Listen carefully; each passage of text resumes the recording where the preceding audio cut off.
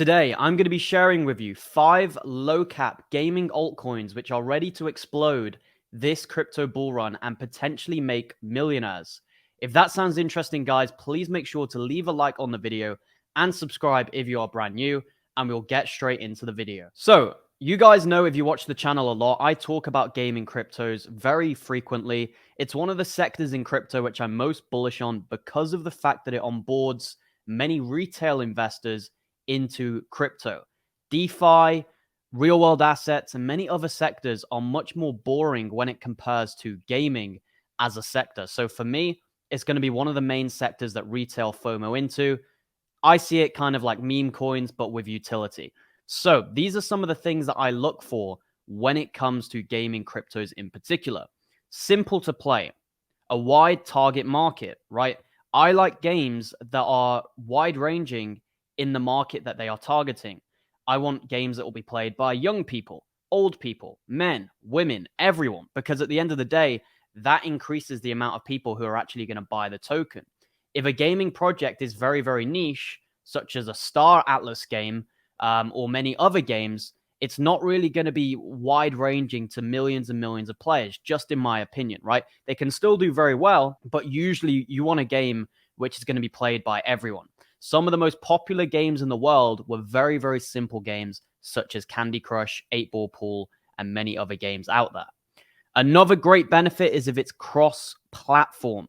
If you can play it on mobile, if you can play it on PC, and if you can play it on console. The more places you can play it, the more people are going to play it, the more people are going to use the token. Another great thing that I look for is if the token is new. Crypto is a come and go market. Things change very quickly. Gala no longer is considered a serious investment. Many people would say the same for projects like Sandbox, Axie Infinity, and Decentraland. You don't get a lot of money in crypto by investing in the older projects. The hundreds of X's, the thousands of X's are usually made by targeting the newer cryptos, which will be the newer gaming projects that dominate this upcoming bull run. Another thing is having a good team, a hype factor, and the games being addictive. So these are some things that I always look for, just to give you guys context on my picks. And without further ado, let's get into the first altcoin. So with all of that said, this project, this nano-cap gem called PlayZap, is the epitome of many of those things. It's cross-platform, or it will be cross-platform. It's very new. In fact, it's literally only a few months old. We can see the chart here. It launched in April 2023. So it's only a few months old, and it's that type of simple to play, easy game that you can play on the go. It's not really difficult to download. You literally download it on the App Store and you can start playing. And if we actually look at some of the reviews, they're very, very positive. Okay, it's had 60 ratings on the Apple App Store, and it has 4.7 stars, which is very, very good. And if you actually go and read the reviews, it's also very promising. Now, this project is very early on in its development. They have lots of different games on offer, simple to play, card games, pool games, those types of games that you play on the go, that you can play anywhere. You can play it on the bus, you can play it on the train. These are the types of addictive games that I see people playing for hundreds of hours out of their life. Now, whether that's a good thing or a bad thing, that's up for debate, but I'm here as an investor, and I am ultimately looking for addictive games that people are going to play and enjoy playing. So a little bit of context with this project. I did a buy alert on this, and it's up around, or it was up around 6 or 7x. I think now maybe it's only up around 5x. It's had a gentle retracement, which is very healthy. And obviously all of my Patreons made crazy gains on that project. We were buying it all the way down here, and it shot up majorly. So if you do want to get those types of gains, make sure to join the Patreon. It's linked in the description. Also, I just want to confirm, I have not been paid to promote this project in any way, shape, or form. There's a couple people who have asked me, have I been paid or anything like that? Absolutely not. I have never taken a paid promotion ever on my YouTube channel, and this project is no different. Now, another thing that I really like about PlayZap is the experience of some of the team members. You can see here, this guy has had experience at Miniclip. Okay, if you don't know what Miniclip is a very serious gaming hub that have been responsible for some of the most played mobile games in the world. You can see here 8-Ball Pool and Agario, some of the most played games in the world. So very successful studio, whatever you want to call it, hub, whatever. And to see one of the founding members of PlayZap had experience there, that's obviously a very bullish thing, rather than it just being some random guy, some random basement dweller making a gaming project. So experience working at a very good company is something which I look for, and that ties into the bit where I mentioned the team. Okay, we want experience in the team. We want a very good team.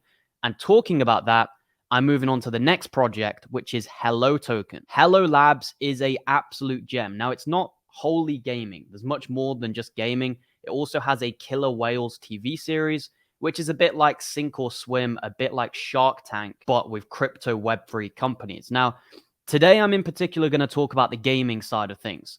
The reason why I like Hello so much is the founder, Paul Caslin. He's a very successful man outside of crypto in his own right. He's worked with some of the biggest music artists in the world. So for me, he's not going to risk his reputation on a crypto project if he doesn't believe in it. He's going to be giving it his all. And for me, Hello Labs has some of the most playable, addictive games out there. Dash of the Dead is very much like Subway Surfers. You can play it on the go, you can earn tokens, and it's the type of project which I like, right? It's not trying to be a AAA metaverse, which is just not as good as it seems, okay? A lot of these metaverse projects, a lot of these so-called AAA projects, when you actually play them, they're no good. What we want is an addictive game that people will actually play in many, many hours. And games like this are exactly that. So Hello Labs, $30 million market cap or so, has games and it has a major TV series which is going to be dropping. For me, this could be one of the biggest Web3 hubs in the next bull run, potentially go into a market cap of around 3 billion, which would be around a 100x from this current level. So I think that's very possible for Hello Labs. Like I said, it's not wholly and utterly a gaming project. However, it does have elements of gaming within it. And for that reason, I had to add it onto this list. Another project with a very good team is Games for a Living. They have very experienced people in the gaming industry, I believe from the likes of EA, on the team of Games for a Living. Now, Games for a Living has a $26 million market cap, a 10% circulating supply, and the price has just been constantly going up pretty much since the launch of the project. Now, I am personally waiting for a little bit of a dip before I go ahead and buy this one. However, I cannot doubt the strength and ability of this project in the crypto space. I believe this one can easily get to a market cap of around 3 billion as well, maybe even higher depending on how big the whole gaming narrative is in crypto this time around. We know last bull run, we had the likes of Axie Infinity go to 10 billion and Gala go to 5 billion. So out of all the projects out there which are new, for me, Games for a Living is one of the biggest contenders to go to that $5 to $10 billion market cap range. So for me, a conservative level for Games for a Living would be 3 billion. An ambitious level for Games for a Living would be 10 billion, which is crazy gains from here if that is the case. So for me, Games for a Living, minimum 75x gains. However, it could go on to do much more. It could go on to do 200x or much more than that. Like I said, one of the biggest things with this is the team. They have some decent games out already. I wouldn't be surprised if they just keep bringing loads of different games out heading into the bull run.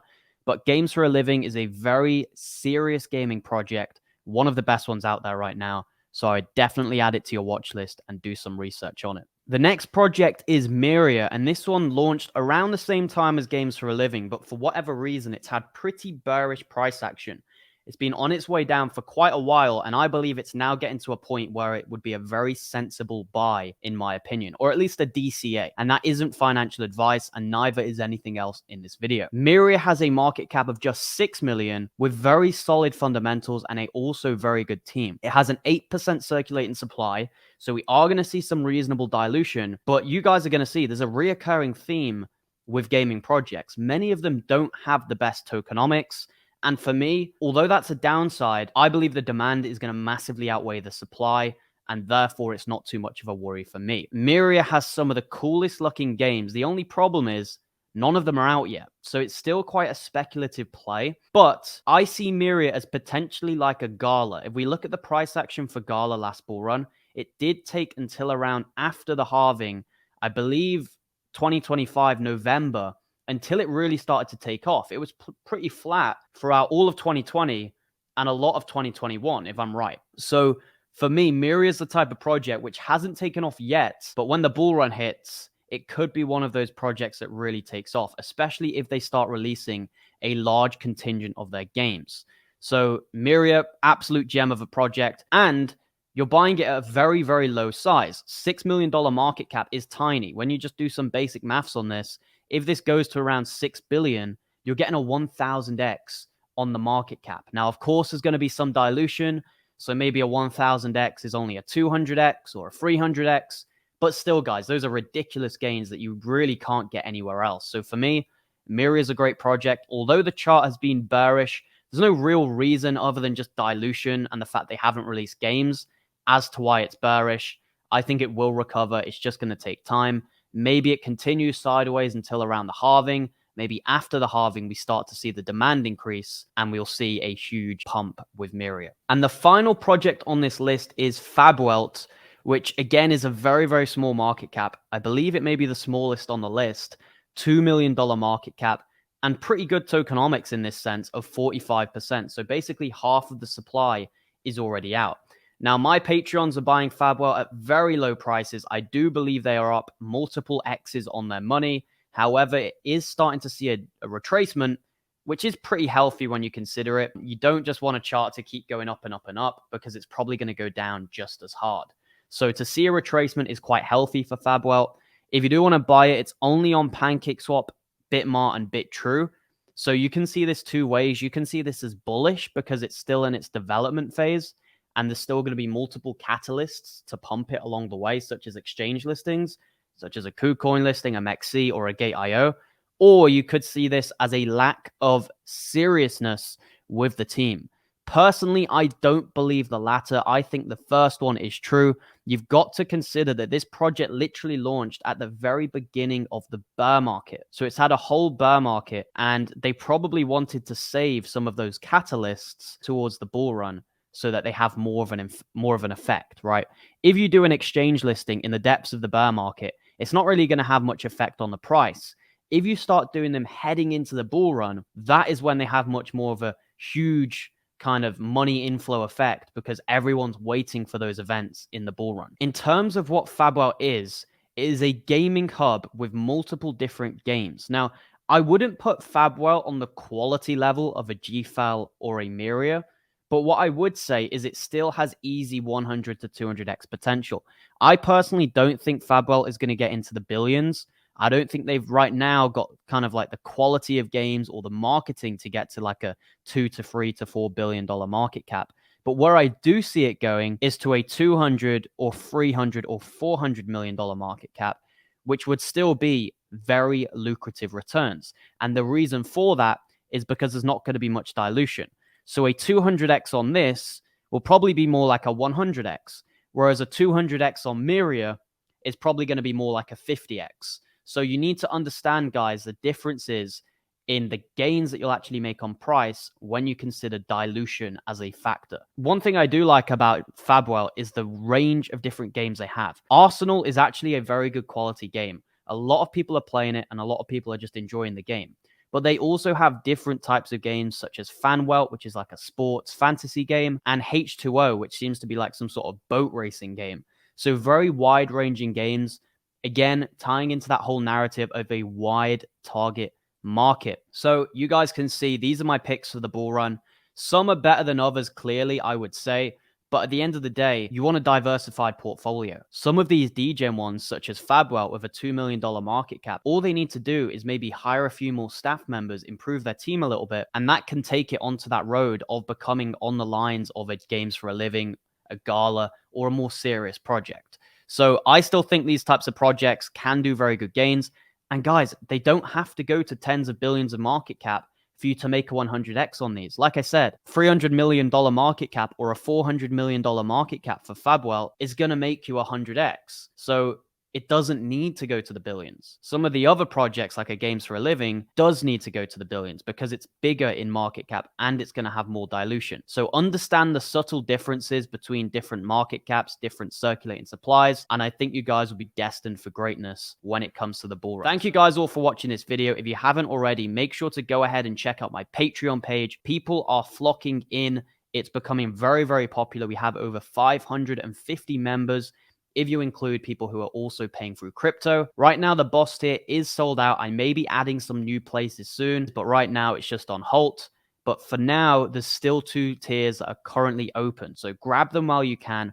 I recommend the VIP Plus tier. This is the one that the vast majority of people go for. So check it out. The link's in the description. Thank you guys all for watching this video. I really would appreciate it if you would subscribe and check out those links in the description. And I'll see you guys very soon. Goodbye.